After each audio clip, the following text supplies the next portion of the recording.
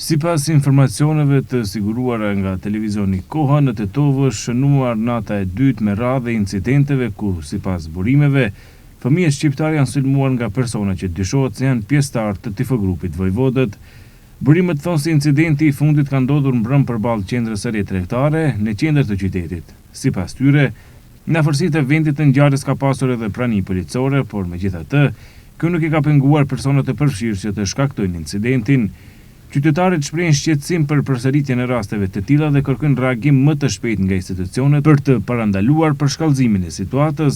Ata madje thonë se dhuna në sport dhe mes tifogrupeve është shumë më rrezikshme se sa ajo që mendojmë, duke dhënë edhe shembuj konkret. Politika është e ashpër, e reflekton këtë situatë. Situata Miskovski është askërkundi. Ç'kjo është komplet.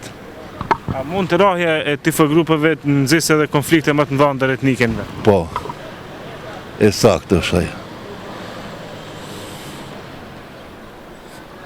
Çdo herë ka ndodhur, jo vetëm kene, e në jashtë. Për në jashtë. Prishje e Jugoslavisë piku dur, prej stadionit Maksimirit, sportit, e në dur prishje e Jugoslavisë. Kjo është e saktë.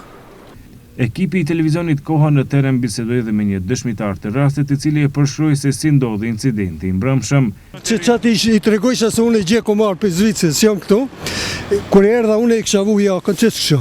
Vetë kur kanë ardhur 25 veta, këta tonë të ishin fëmijë, unë si di pse i provokojnë ata tjerë. Ai ke dëshmitari po ato? Jo, po dëshmitar kesh, ama unë shkova në punën time, s'kisha punë me ata, ama ishte edhe policia, këtu mbrapa i morëm parasysh këto më duket. A është mirë kjo dhe a mund të nxite? Katastrofë, kjo do vije incidentet më dhoje, do vije ma keq. Ma mirë, s'mund të bëhet. Ama duhet dikush të marrë masa. Policia duhet marrë. Sa shembull masiftari, këtu ne ka shumë persona që i dalin edhe bëjnë incidente.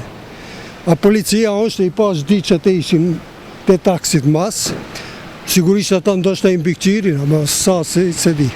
Nga sektori i punëve të brendshme në Tetovë nuk konfirmojnë se ka pasur përleshje fizike. Sipas policisë bëhet fjalë për prishje të rendit dhe qetësisë publike nga një grup të rinjesh. Më datë 15 mars 2026 në ora 22:40 në SPB Tetovë, SN 44 vjeçar dhe AM 44 vjeçar, të dy nga Tetova, kanë raportuar se një grup i të miturve në rrugën Ilindenska kanë prishur rendin dhe qetësinë publike me sjellje agresive dhe të pahishme, duke u drejtuar me sharje dhe ofendime ndaj fëmijëve të tyre të mitur, po ndërmerren masa për zbardhjen e rastit, thonë nga SPB Tetovë. Ndryshe, qytetarët thonë se rastet e tilla janë përsëritur edhe ditëve të fundit, ndërsa kërkojnë masa konkrete për të parandaluar incidente të ngjashme në të ardhmen.